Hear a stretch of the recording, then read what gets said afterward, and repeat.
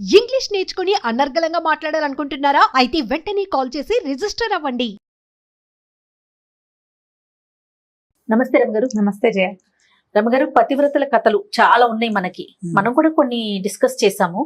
చాలా రోజులు అయినట్లు అనిపిస్తోంది నాకు. మరి అలాంటిది ఏదైనా చెప్తుందామా? ఇప్పుడు మనం పతివ్రత కథలు చెప్పంగానే అమ్మాయిలందరూ మామూలుగానే మీరన్నీ మాంసకే చెప్తారు, అమ్మాయిలే బుద్ధిగా ఉండాలంటారని నా మీద ధ్వజం ఎత్తి పోట్లాడుతున్నారు. మన ఛానల్ లేదు కదండి. మన ఛానల్ అది. నేను ఎంతసేపు అలాగే అంటే మగపిల్లల్ని సపోర్ట్ చేస్తున్నట్టు ఆడపిల్లలకి అన్ని చెప్తున్నట్టు అబ్బో చాలా మంది అడుగుతుంటారు. ఇప్పుడు చెప్పబోయే మీరు అబ్బాయిల పేర్లు చెప్తారు కదా, అబ్బాయి అని. రమగారికి అబ్బాయి ఉన్నారు కాబట్టి అబ్బాయినే మెన్షన్ చేస్తారు. ఇది కూడా అంటారు. అంటే అది అలవాటు అయిపోయింది కదా. మామ్స్ మీరు ఎవరు కంగారు పడద్దండి, నాకు కూతురు ఉంది. సో నేను డెఫినెట్ గా అమ్మాయి మాట్లాడిస్తారు అమ్మగారిని. అదే ఇప్పుడు ఎలా అంటే మేము చాలా మంది సిస్టర్స్ కదా జయ. చివరి 4 లో మా నలుగురిలో ఒక్కక్కకి అమ్మాయి ఉంది. మిగిలిన ముగ్గురికి తలా ఒక 2 అబ్బాయిలే. ఈ బాయ్స్ ఎక్కువగా ఉంటాం. మా ఇంట్లో కూడా అంటే మా వారి వైపు కూడా అందరు మగపిల్లలే. చాలా లేట్ గా ఒక చిటిపాప అయ్యి మాకు. ఆడపిల్లల పేర్లు చెప్పడానికి కానీ ఆడపిల్లల బట్టలు కొనడానికి కానీ అవకాశం భగవంతుడు బాగా ఇవ్వాల. నాకు కొంచెం తక్కువ ఇచ్చాడు. నాకు చాలా అమ్మాయిలు ఇష్టం కానీ అలా ఇవ్వలేదు. మరి ఏం చేస్తాం, అందుకని ఇది అలవాటైపోయి వాడు అంటుంటాను నేను. ఎంతసేపు వాడని ఎందుకంటారు? ఒకవేళ అమ్మాయిని చూడండి, ఇంకోటి ఉంది. ఇప్పుడు వాడు మగవాడు అలా అనేస్తే బాగానే ఉంటుంది. అమ్మాయిని అది ఇది అంటే అమ్మాయిని అది ఇది అంటున్నారని ఏకవచన ప్రయోగం చేస్తున్నందుకు కూడా కష్టం వస్తూ ఉంటుంది. అంటే మనకి వినటానికి కూడా అంత అనిపించదు. డైరెక్ట్ గా పిలవటానికి అది ఇదని ముద్దుగా చెప్పుకుంటాం కానీ ఇట్లా మనం మాట్లాడేటప్పుడు అది ఇదనే ఆ వర్డింగ్ అంత అనిపించదు రమ్మగారు. అవును, అంటే మీకు అలవాటు కాబట్టి అది ఇదని మాట్లాడగలుగుతాం. తెలియని పర్సన్ గురించి మనం మాట్లాడలేకపోతాం. అయితే ఇప్పుడు చెప్పే కదా, ఇప్పుడు మామూలుగా పతివ్రతల కథలు అంటే మనకి సీత, అనసూయ, సావిత్రి, అరుంధతి వీళ్ళందరినీ పతివ్రతల కథలు చెప్పుకోవాలి. మనం సుకన్య గురించి చెప్పాము. అదొక బెస్ట్ పతివ్రత కథగా నేను భావిస్తాను. చాలా మంచి కథ. ఇప్పుడు భర్తని వెనకాల వాడు ఎలా ఉన్నా మొగుడుతోటే ఉండాలి అనే భావన ఈ రోజుకి కుదరదు. ఈ రోజుల్లో కుదరదు. అయితే మనకి ఇంట్రెస్టింగ్ పతివ్రతల కథ ఒకటి చెప్తాను నేను. ఇది చాలా పాత కథ, చందమామ కథ. యాక్చువల్గా ఈ మధ్య ఒక ఫ్రెండ్, సీత గారని నా ఫ్రెండ్, వాళ్ళ అత్తగారు ఏం పతివ్రతలమ్మా మీకు తెలుసా, భూలోకంలోనే పతివ్రతలు ఎక్కువ దేవుళ్ళ కంటేనండి ఒక కథ ఎప్పుడో చెప్పారు. ఓ 2-3 రోజుల క్రితం గుర్తొచ్చారు సీతగారు, అత్తగారు ఎందుకో గుర్తొచ్చి ఆవిడ చెప్పింది ఈ కథ నాకు గుర్తొచ్చింది అనమాట. బాగుంటుంది, ఇంట్రెస్టింగ్ గా. మీరు పిల్లలకి చెప్తారో మీలో మీరే చెప్పుకుని నవ్వుకుంటారో మీ ఇష్టం. అయితే ఒకసారి ఒక పతివ్రతల సభ జరిగింది ఒకసారి స్వర్గంలో, దేవలోకంలో అన్నమాట. మన లక్ష్మీదేవి, పార్వతీదేవి, సరస్వతీదేవి, మన ముగ్గురు. అక్కడి నుంచి శచీదేవి, ఇంద్రుడి భార్య, అష్టదిక్పాలకుల భార్యలు అంతాను. అక్కడి నుంచి మన భూలోక పతివ్రతలుగా మనం భావించే సావిత్రి, తర్వాత ఏమో మన అనసూయ, అరుంధతి, ఇంకొక ఆవిడ ఎవరో ఉంది. అనసూయ, అరుంధతి, సావిత్రి కాకుండా భర్తను సతీ, సుమతి, ఇలా మొత్తం మనం చెప్పుకునే నానా రకాల అత్యద్భుతమైన పతివ్రత కథల్లో ఉన్న పతివ్రతామతలంతా చేరారు. నేను గ్రేట్ అంటే నేను గ్రేట్ అని ఒక లేడీస్ మీటింగ్ పెట్టుకుంది. మామూలుగా మనం లేడీస్ మీటింగ్ అంటే జనరల్ కిటీ పార్టీస్ లో కూడా ఏం చేస్తాం, మా ఇంట్లో మేము ఆ వంట చేస్తాం, ఈ వంట చాలా బాగా కుదిరింది, మా వాళ్ళంతా మెచ్చుకున్నారు ఒకటి.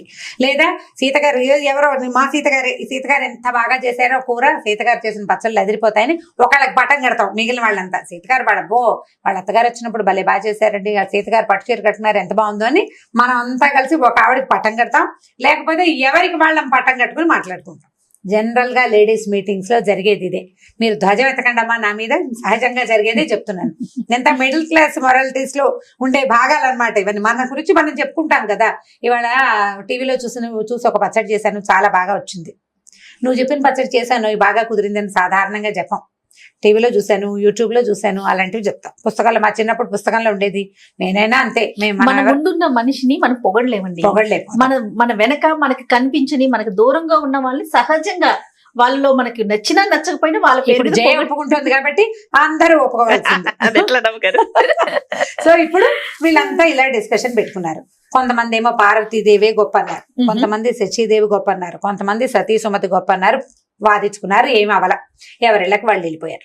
మళ్ళీ ఇంకోసారి మీటింగ్ పెట్టుకుని దీన్ని సాధించాలనుకున్నారు. Very good. ఈ ఇళ్ళకి వెళ్ళిపోగానే సరస్వతీదేవి ఏమిటండి వీళ్ళు ఎవరు నన్ను గుర్తించరు, నేను ఎంత పతివ్రతను కాకపోతే మీ నాలుక మీద నన్ను పెట్టుకున్నారు అని సరస్వతీదేవి ఇంటికి వెళ్ళి భర్తకు చెప్పింది. లక్ష్మీదేవి ఏం చేసింది, ఆవిడ వెళ్ళి ఇంటికి వెళ్ళింది కదా ఆవిడ కూడా. వీళ్ళంతా పతివ్రతలా వాళ్ళ మొహమాండి, నన్ను కాబట్టి మీరు చెస్ట్లో హృదయంలో పెట్టుకున్నారు, ఎప్పుడు నిత్యం నేను మీతోటే ఉంటా, నిత్యానపాయం నేను, నాకంటే పతివ్రత ఎవరుంటారు, వాళ్ళ పేర్లు వీళ్ళ పేర్లు చెప్తున్నారు అందరూ నామినేషన్లకి, నాకేమీ నచ్చలేదండి వీళ్ళందరూ ఏమిటి ఇలా ఉన్నారని లక్ష్మీదేవి పార్వతీదేవి ఇంటికి వెళ్ళింది. ఆవిడ అంటుంది నేను సగభాగాన్ని మీలో, శివుడు లేనిదే అసలు శివాగ్ని లేనిదే శివైనా పుట్టదు, అలాంటి సాక్షాత్ పరమశివుడిలో సగభాగాన్ని అయిన నేనుండగా మిగిలిన వాళ్ళంతా వాళ్ళ పేర్లు వీళ్ళ పేర్లు సజెస్ట్ చేస్తున్నారు, ఏమీ నచ్చలేదు నాకు, ఏమిటో వీళ్ళ ధోరణి, ఆడాళ్ళు ఇలాగే ఉంటారని ఆడవాళ్ళ మీద తన ఉద్దేశాన్ని వెలిబుచ్చింది. ఇలా మాట్లాడుకున్నారు. అయితే నారదుడు త్రిలోక సంచారి కదా, ఆయన ఈ 3 ఇళ్లలోనూ విని ఇంకా ఇంద్రుడి ఇంటికి వెళ్ళి అక్కడికి వెళ్ళి ఇక్కడికి వెళ్ళి అందరిళ్ళకి వెళ్ళి చూశాడు. సతీ సుమతంది మా ఆయనకి కుష్ఠరోగం వచ్చినా కూడా ఆయనకి ఎక్కడ వేసి దగ్గరికి తీసుకెళ్ళమంటే అక్కడికి బొట్లో కూర్చోబెట్టి తీసుకెళ్లాను. ఆయన అన్నం తింటుంటే ఆయన వేలు ఊడి కంచంలో పడిపోతే ఆ అన్నాన్ని అసహించుకోకుండా తిన్నా, నాకంటే పతివ్రత ఎవరుంటుంది అంటుంది సుమతి. సావిత్రి అంటుంది నేనేమో యమధర్మరాజు వెనకాల పడి ఆయన ఇంటి దాకా వెళ్ళి నా మొగుడు నేను లాక్కొచ్చుకున్నాను, నాకంటే పతివ్రతలు ఎవరండి అని సావిత్రి అంటుంది. అనసూయమ్మ గారు ఇంకోటి అంటుంది, త్రిమూర్తులు మా ఇంటికి వస్తే నా మానం పోకుండా నేను వాళ్ళని పసిపిల్లలను చేసి నగ్నంగా వడ్డించాను నేను, నాకంటే పతివ్రతలు ఎవరైనా ఉంటారా అని ఆవిడంటుంది. సరే వీళ్ళందరి దగ్గర విని ఆయన ఏం చెప్పాడంటే నెక్స్ట్ మీటింగ్ పబ్లిక్ ఒపీనియన్ తీసుకుని నెక్స్ట్ మీటింగ్ లో వీళ్ళంతా కూడంగానే ఏం చెప్పాడంటే మీరెవ్వరూ కాదమ్మా, మీకంటే అత్యద్భుతమైన పతివ్రత భూలోకంలో ఉంది, భూలోకంలో ఉన్నారు పతివ్రతలు అంటే వాళ్ళు అన్నాడు. అనేసరికి అందరికీ ఆశ్చర్యం, ఏమిటి ఏం భూలోకం, చచ్చిపోతారు వాళ్ళు, 100 ఏళ్ళు అయ్యేసరికి చచ్చిపోతారు, 100 కాకుండా కూడా పోతారు, కొంతమంది పురుట్లో పోతారు, కొంతమంది మధ్యలో పోతారు, హార్ట్ అటాక్లు బ్రెయిన్ అటాక్లు ఎన్ని అటాక్లు ఉన్నాయి, ఎక్కడో చోట పోతారు, వాళ్ళకి అంటే మోర్టాలిటీ ఉంది, అంటే మృత్యు ఉంది వాళ్ళకి, ఇమ్మోర్టల్స్ కాదు వాళ్ళు, అంటే శాశ్వతత్వం లేదు. వాళ్ళ ప్రత్యేకత ఏమిటంటే మీకు తెలీదు, భూలోకంలో బ్రహ్మాండమైన పతివ్రతలు ఉన్నారు, నాకు తెలిసిన ఒక ఆవిడ పేరు చెప్తాను కావాలంటే కనుక్కోండి అన్నాడు. కనుక్కోమని ఫ్రమ్ అడ్రస్ చెప్పాడు, ఫలానా అడ్రస్ లో ఒక ఆవిడ ఉంటుంది, ఆ ఆవిడ బ్రహ్మాండమైన పతివ్రత అని. వీళ్ళంతా ఆశ్చర్యపోయారు, ఇదేమిటి ఇన్వెస్ట్ చేసాము ఇవన్నీ పోయినాయా, భూలోకంలో ఉన్న అదేవతో చిన్నపిల్ల ఉంటుంది, అదే అసలు దానికి ఏమొచ్చు, దానికి ఏం తెలుసు పతివ్రత్యం గురించి, కనుక్కోవాల్సిందే అనుకున్నారు. ఈ గుంపంతా పడి వెళ్తే ఆవిడ బెదిరిపోతుందేమో, అందుకని ఏమనుకున్నారు, అందరూ కలిసి ఒక రిప్రజెంటేటివ్ని పంపించాలనుకున్నారు. వీళ్ళందరిలోకి పెద్ద ముత్తైదువు, ముగ్గురమ్మలకి మూలపుటమైన పార్వతీదేవిని పట్టుకున్నారమ్మా, తమరెళ్ళి కనుక్కురండి ఏమిటి ఆవిడకున్న ప్రత్యేకత. నారదుడు నారదుడే చెప్పాడంటే ఏదో ఉందన్నమాట. సరే ఆవిడ సరే కనుక్కుంటాను, మీరందరూ స్థిమితంగా ఉండండి అని చెప్పింది. మర్నాడు వీడు చక్కగా ప్రాతకాల వ్యవహారాలన్నీ చూసుకుని ఆవిడ పెట్టాల్సిన భోజనాలు అవి ఉంటాయి, అన్నపూర్ణాదేవి కదా, పెట్టేసి వెళ్ళింది. వెళ్ళేసరికల్లా కొద్దిగా ఆవిడ వెళ్ళేసరికి చీకటి పడిపోయింది. వ్యవహారాలన్నీ తెముల్చుకుని వెళ్ళేసరికి తలుపు కొట్టింది. అదొక పూరి గుడిసె, చిన్న ఇల్లు, పూరుని మరీ బుజ్జిది కాదు, మామూలు తాటాకులు ఇల్లు. తలుపు కొట్టేసరికి ఎవరో అమ్మాయి లోపల నుంచి పలికింది. ఎవరమ్మా, ఎవరండి అంది. నేనమ్మా పార్వతీదేవిని తలుపు తీయమంది. అనేసరికల్లా ఏమండి, అయ్యో మా ఆయన ఇంట్లో లేడండి, ఎవరైనా వస్తే తలుపు తీయద్దన్నాడు, పార్వతమ్మే వచ్చిందని అడిగి తలుపు తీయనా అని అడగడానికి అనుజ్ఞ తీసుకోవడానికి ఏమో మా ఆయన ఇంట్లో లేడు, అమ్మ మీరు రేపు పని చేస్తారా, రేపు పొద్దున్నే రండి, ఈ రాత్రికి మా ఆయన ఇంటికి వచ్చాక పార్వతీదేవి వచ్చింది తలుపు తీయమంటావా అని అడుగుతాను, ఆయన తీయమంటే రేపు పొద్దున్న తీస్తానమ్మా, ఏమి అనుకోకుండా ఇంటికి వెళ్ళిపోవా నువ్వు అంది. పార్వతీదేవి ఏమిటి నేను వస్తేట మొగుడిని అడగాల వసిని అనుకుని సరేలే ఏమిటో వీళ్ళ భూలోక నియమాలు మనకు తెలియదని ఆవిడ వెళ్ళిపోతే ఈవిడేం చేసింది, ఈ అమ్మాయి భర్తను అడిగింది, రేపు పార్వతీదేవి వచ్చింది సాయంకాలం తలుపు తీయమంటావా, రేపు పొద్దున వస్తానందంటే ఆ తీయి పార్వతీదేవిని తీసుకొచ్చి లోపల కూర్చోబెట్టి మంచినీళ్ళు అవి ఇవి మంచి మాట్లాడమని చెప్పాడు భర్త. దేవతని ఆవిడ దేవత పైనుంచి వచ్చిందని తెలుసు, పార్వతీదేవి భర్త తలుపు తీయద్దన్నాడు, ఎవరైనా వస్తే తలుపు తీయద్దన్నాడు, అందుకని తీయలేదు. మర్నాడు పొద్దున పార్వతీదేవి బయలుదేరేసరికి ముందు ఈ కాలంలో వీళ్ళంతా మాట్లాడుకోవడం విన్నాడు కదా వినాయకుడు, విని ఆయన ఏమన్నాడు అంటే అమ్మ నేను వస్తానే ఆవిడెవరో చూస్తానన్నాడు. సరే ఈవిడేం చేసింది, పిల్లాడే కదా అని చెప్పి వినాయకుడిని వెంబడి పెట్టుకొచ్చి బయట నుంచి తలుపు కొట్టింది. తలుపు కొడితే ఈ ఆవిడ తలుపు దగ్గరకు వచ్చి అమ్మ ఎవరమ్మా అంటే నేనమ్మా పార్వతీదేవిని, నేను మా అబ్బాయి వచ్చామనగా మీ అబ్బాయి వచ్చాడా, అయ్యో మీరు ఒకరే వస్తారనుకుని మా ఆయన్ని అడిగానమ్మా, ఇప్పుడు మీ అబ్బాయి కూడా వస్తే తలుపు తీయమంటాడో తీయద్దంటాడో తెలియదమ్మా, మీరేం అనుకోకండి, రేపు మళ్ళీ రండి, మా ఆయన అడగకుండా తలుపు తీయలేనమ్మా అనేసరికి ఏం చెయ్యాలో తెలియదు. నేను భారతీదేవిని, నేను వినాయకుడు తెచ్చానన్నా తలుపు తీయటలేదు, దీని పాతివ్రత్యం మండిపోను అనుకుని ఆవిడ ఏం చేసింది, వీళ్ళని తీసుకుని వెళ్ళిపోయింది వెనక్కి. మూడో రోజు పొద్దున మళ్ళీ బయలుదేరింది. బయలుదేరేసరికి ఇప్పుడు ఆవిడ రిప్రజెంటేటివ్, అంటే మన దేవతలందరి దగ్గర నుంచి వస్తోంది. కనుక్కోవాలి విషయం, కనుక్కుని చెప్పకపోతే వాళ్ళు ఒప్పుకోరు, మరి మిగిలిన వాళ్ళంతా అడుగుతారు కదా. అది కూడా రాదా నీకు అనరు. సరే కుమారస్వామి వస్తానని సరదా పడ్డాడు, కానీ బాబు నిన్న వాడిని తీసుకెళ్ళినందుకే పోయిందిరా ప్రోగ్రాము, నువ్వు రాబోక నాయన నువ్వు ఇక్కడే ఉండు, నేను వెళ్ళొస్తాను అని ఈవిడ బయలుదేరి వెళ్ళింది. ఒక్కతే వెళ్ళి మరి ఏం చేస్తుంది, ఆవిడ ఒప్పుకోలేదు కదా. మూడో రోజు వెళ్ళంగానే ఈ అమ్మాయి తలుపు తీసింది. ఆవిడ అమ్మాయి ఏం కాదు, ఒక 30-32 ఏళ్ల స్త్రీ ప్రౌఢ. అక్కడి నుంచి అమ్మాయి నీ పేరు ఏమిటంటే, నా పేరు గౌరమ్మ. మామూలుగా ఊళ్ళల్లో గౌరి పేరుని గవిరి, గైరమ్మ అలా పిలుస్తారు. గౌరమ్మ, గౌరయ్య పేర్లు కూడా ఉంటాయి. నా ఫేవరెట్ పేరు గౌరి. నాకు అమ్మాయి పుడితే నేను ఆ పేరు పెట్టుకునేది, నాకు ఎంతో ఇష్టం. అయితే ఈ గౌరమ్మ నీ పేరు. ఏం చేస్తావమ్మా నువ్వు? ఏం చేస్తావు? నేనేం చేయనండి, మా ఆయనకి మాకు బరువులు ఎత్తే కూలివాడు, కూలి పని చేస్తాడు మా ఆయన. మాకు చిన్న చెలక ఉంది, అంటే చిన్న పొలం ఉంది, పొలం పని అది చేసుకుంటాము అంది. ఇల్లు చూస్తే ఇల్లు చక్క శుభ్రంగా ఉంది, చిన్న పాక చాలా శుభ్రంగా ఉంది. భారతీదేవి 4 పక్కల చూసింది, ఇల్లు చక్కగా ఉంది, శుభ్రంగా ఉంది, ఉన్నంతలో కుదురుగా మట్టసంగా ఉంది, ఇల్లు బాగుంది. సరే బుద్ధిమంతురాల్లాగా కనపడుతుంది అమ్మాయి. భర్త మాట బాగా వింటుంది. చూస్తుంటే 4-5 ఏర్పాట్లు కనపడ్డాయి. ఏమిటి, ఓ చోట చిన్న మంచం వేసి చక్క దాని మీద మెత్తటి బొంత ఒకటి పరిచింది. ఒకటి అక్కడి నుంచి లోపలికి రాగానే ఒక ముక్కాలు పీట ఒకటి ఉంది, ఓ పీట వేసింది, ఓ పీట, ఓ మంచం. అక్కడి నుంచి రెండో పక్కన పెనమేమో పొయ్యి మీద పొయ్యి వెలిగించి దాని మీద పెనము, పక్కన అట్ల పిండి గిన్నె కనపడ్డాయి. పక్కన ఇంకో కుండ, అక్కడి నుంచి పళ్ళెము సామాన్లు కనపడ్డాయి. ఇంకా ఒక మూలకి చిలక్కొయ్యి ఉంది, చిలక్కొయ్యికి ఒక తాడు వేలాడుతుంది అనమాట. ఒక చిన్న చెర్నాకోల్ లాంటి సాధనము ఉన్నాయి. ఈ సామాన్లన్నీ చూసి అమ్మ ఇవేంటి, ఇవన్నీ ఉన్నాయి మీ ఇంట్లో అని అడిగింది. అడిగితే మా ఆయన చాలా పనిచేసి వస్తాడు కదండి అమ్మగారు, ఆయన పనిచేసి వచ్చాక అలసిపోయి వచ్చి కూర్చుంటానంటాడో పడుకుంటానంటాడో. కూర్చుంటే కూర్చోడానికి ముక్కాలు పెట్టేసి ఉంచుతానండి. ఒకవేళ పడుకుంటానన్నాడు అనుకోండి, బొంతేసి పక్క రెడీగా ఉంటే పడుకుంటాడు కదా రాగానే కాస్త. బాగుంది. మరి కుండ ఉంది, ఇప్పుడు కుండ అంటే అది అన్నపు కుండ అని తెలుస్తుంది, మళ్ళీ అట్ల పైన ఎందుకు పెట్టేవంది. కాదమ్మా, ఒకవేళ అన్నం తింటాను అన్నాడు అనుకోండి, సాయంకాలం అయిపోతుంది కదా, అన్నం తింటానంటే తర్వాణి కుండలో అన్నం ఉంది, అన్నం పెడతా. ఒకవేళ కాదు వేడివేడిగా అట్లు పోసుకుని తిందాం అన్నాడు అనుకోండి, అప్పటికప్పుడు పప్పు రుబ్బితే అప్పటికప్పుడు పొయ్యి వెలిగిస్తానంటే ఆలస్యం అయిపోదు, మా ఆయన కోపం రాదు. అందుకని మా ఆయన వచ్చే టైంకి పెనం వెలిగించి రెడీగా పెట్టుకుంటానండి. బాగానే ఉంది. అంటే పడుకోవడానికి కూర్చోడానికి సాధనాలు ఉన్నాయి, తిండికి 2-3 సాధనాలు పెట్టింది. చిన్న ఇల్లు, వాళ్ళ ఇంట్లో ఏముంటాయి. మరి ఇదేమిటమ్మా, ఇక్కడ తాడు, ఇక్కడ చెర్నాకోలు ఉన్నాయి, వీటితో ఏం చేస్తారంటే, అదేనండి మా ఆయనకి అప్పుడప్పుడు కోపం వస్తుంది, అప్పుడు ఆయనకి నన్ను కట్టేసి కొట్టడం అలవాటు. నువ్వు సరిగ్గానే విన్నావు, కట్టేసి కొట్టడం అలవాటు. అప్పుడు ఆయన కోపం వచ్చాక ఆయన తాడు కోసం వాటి కోసం ఎక్కడ వెతుక్కుంటాడు. అందుకని ఏం చేస్తాను, ఈ తాడు రెడీగా పెడతాను, తాడేసి నన్ను ఈ గుంజ కట్టేస్తాడు. ఆ చెర్నాకోలు తీసి 2 దెబ్బలు కొడతాడండి. ఆయన కోపం తీరాక ఆయన పడుకుంటాడు. మెల్లిగా ఎప్పుడో ఆయన కోపం తీరలేచాక కట్లిపితే అప్పుడు అన్నం పెడతానండి. ఇలాగ అలవాటండి అని. పార్వతీదేవి నిర్కాంతిపోయింది. ఇది పాతివ్రత్యం. మనము మిగిలినవన్నీ చూస్తున్నాం, అంతేగాని భర్తకి కోపం వస్తే నన్ను కొట్టడానికి ఏర్పాట్లు కూడా మనం ఎవరం చేయటం లేదు.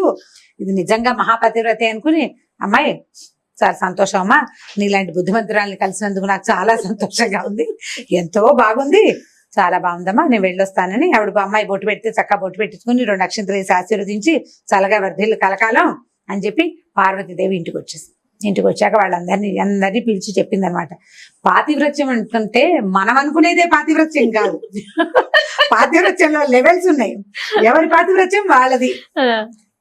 నాదొకటి, నీది ఇంకోటి. నేను ఇలా ఉన్నాను కాబట్టి ఇదే గ్రేట్ అని మనం అనుకోవడానికి వీల్లేదు. ఎవరి లెవెల్ ఆఫ్ పాతివ్రత్యాలు వాళ్ళకు ఉంటాయి. ఒకళ్ళు భర్తలకు ఇష్టమైన ఆహారం ఉండేవాళ్ళు, వాళ్ళ పాతివ్రత్యం అది. భర్తకి నచ్చినట్టుగా తయారయ్యే వాళ్ళు ఒక రకం. ఓకే, ఆయనకి ఏది ఇష్టమో అదే చేయాలనుకునే వాళ్ళు కొంతమంది. ఇంకొంతమంది ఉంటారు ఆయన చెప్పిన దానికి వ్యతిరేకంగా చేస్తూ ఆయన వెనకాలే ఉండేవాళ్ళు ఇంకొంతమంది, ఆదర్శపత్రులు. కాబట్టి పాతివ్రత్యానికి లెవెల్స్ తేడాయే గాని ఎవలాగైనా ఉండొచ్చు. దీన్నే పాతివ్రత్యం అంటారు, దీన్ని అనరు అని అనడానికి వీల్లేదు.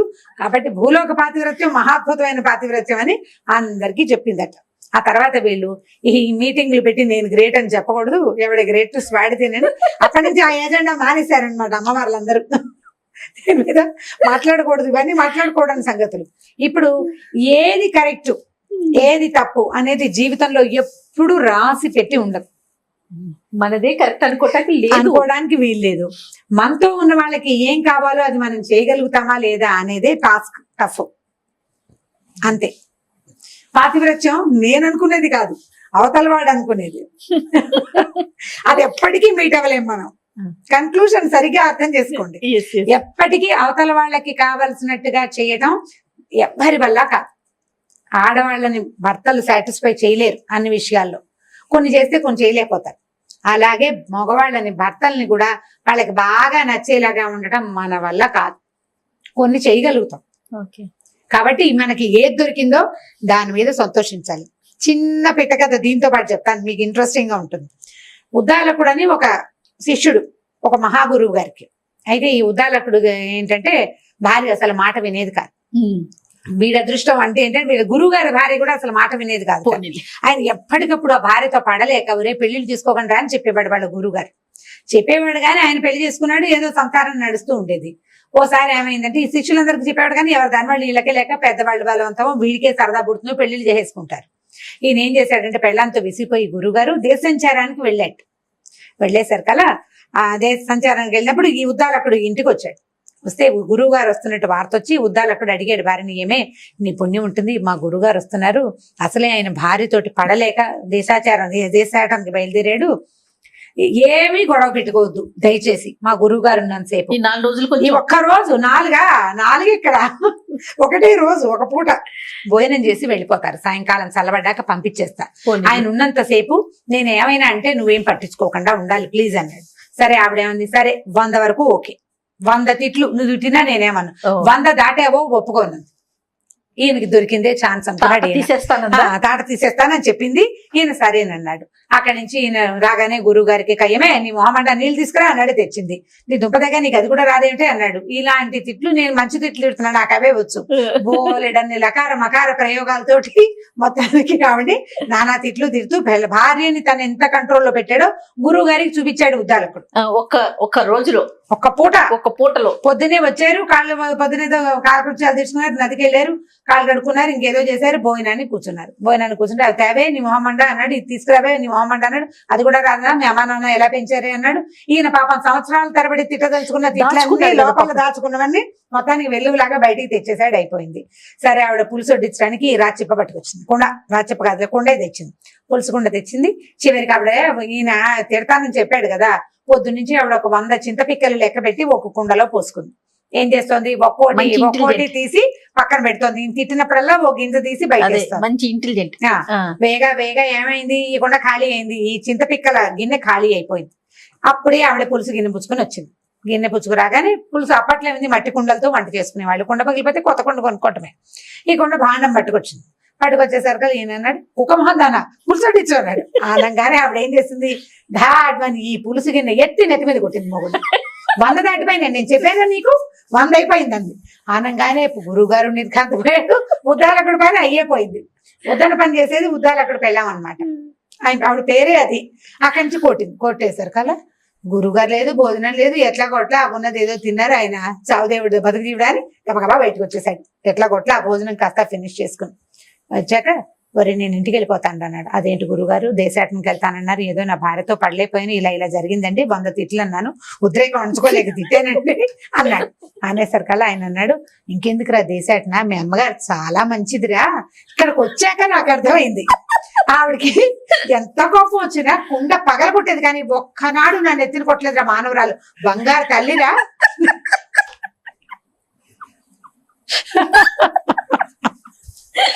ఎంత మంచిది గురువమ్మ గారు, చాలా మంచిది. కుండ పగలగొట్టేది కానీ అవి విసిరేసేది, అంతేగాని నా నెత్తి మీద కొట్టలేదు. చూడు ఇప్పుడు గురువు గారు పెద్దవాడు అన్నం తింటాడని లేదే నీ పెళ్ళానికి, నీ నెత్తి మీద కొట్టిందా, నీ నెత్తి మీద ఆగిందా, కుండ పెంకు నాకు తగిలింది, సగం పులుసు నా మీద పడింది, అన్నం అధ్వానం అయిపోయింది. ఏదో పెద్దవాడిని భోజనానికి పిలిచాం, కనీసం బయట నుంచి వచ్చిన అతిథికి అన్నం పెడదామని ఇంకితం లేదురా నీ పెళ్ళానికి. దీనికంటే మా ఆవిడ చాలా మంచిది, పాపం ఏం చేస్తుందో తిట్టడానికి కొట్టడానికి మనిషి లేక ఎంత అవస్థపడుతుందో, నేను వెళ్ళిపోతాను రా అని గురువు గారి ఇంటికి వెళ్ళిపోయాడు. ఇప్పుడు పాతివ్రత్యం లెవెల్స్ చూసారు ఎలా మారిపోయినాయి. ఆవిడ గిన్నెలు విసిరేస్తుంది, ఇంట్లో నుంచి బయటకు వచ్చేసాడు ఈయన. ఈవిడ ఏకంగా ఈవిడ పగలగొడుతోంది. ఏకంగా నెత్తి మీదే పగల కొట్టేస్తుంది. కాబట్టి ఏది బెటర్మెంట్ ఇవి ఆలోచించుకుని ఇప్పుడు ఈ కథని తల్లులు చక్కగా శ్రద్ధగా వినండి అమ్మా, బాగా అర్థం చేసుకోండి. ఈ రెండు కథల్ని మీరు హస్బెండ్స్ కి చెప్పాలి. ఇప్పటిదాకా పిల్లలకి చెప్పే కథలే చెప్పాం. అవునండి. ఫస్ట్ టైము భర్తలకు చెప్పవలసిన కథలు నెంబర్ 1 శ్రీకారం చుట్టాం ఇవాళ. నేను ఎప్పుడైతే ఆన్ ఎయిర్ అవుతుందో ఫస్ట్ ప్రకాష్ కి షేర్ చూపించాను చేస్తాను నువ్వు. నేను మా వారు వింటూనే ఉంటారు ఈ కథ, నేను చెప్తూనే ఉంటాను. మీకు అది చెయ్యక కదా నేను ఎంత మంచిదానో మీకు అర్థం కావటం లేదని చెప్తుంటాను అప్పుడప్పుడు. చాలా బాగుందండి. ఈ రెండు కథలు గుర్తుపెట్టుకోవాలి, వీటిని అవసరమైనప్పుడు వాడాలి. వాడుతూ ఉండాలి జాగ్రత్తగా. మళ్ళీ మోతాదు మించకూడదు. నాకు మాత్రం చెడ్డ పేరు తేకూడదమ్మా మీరు. రమ్మగారు చెప్పారని చూపించొద్దా? నన్ను నా పేరు చెప్పకూడదు. రమ్మగారు మాకు ముందే చెప్పారని మాత్రం నన్ను చెడ్డ చేయొద్దు. నేను బంగారు తల్లినే మా ఇంట్లో. ఇబ్బంది చాలా పెడతారు బాగుంది. కొంతమంది. అవును. అలాంటప్పుడు దీన్ని వాడుకోండి. ఈ రెండు కథలు పూర్తిగా అమ్మాయిల కోసం, అంటే తల్లుల కోసం అని చెప్పడం లేదు నేను, అమ్మాయిల కోసం. అమ్మాయిల కోసం. ఓకే, సూపర్ రమ్మగారు, చాలా బాగుంది. ఇంకొక స్టోరీతో మళ్ళీ కలుద్దాం. తప్పకుండా Thank you. చేయం.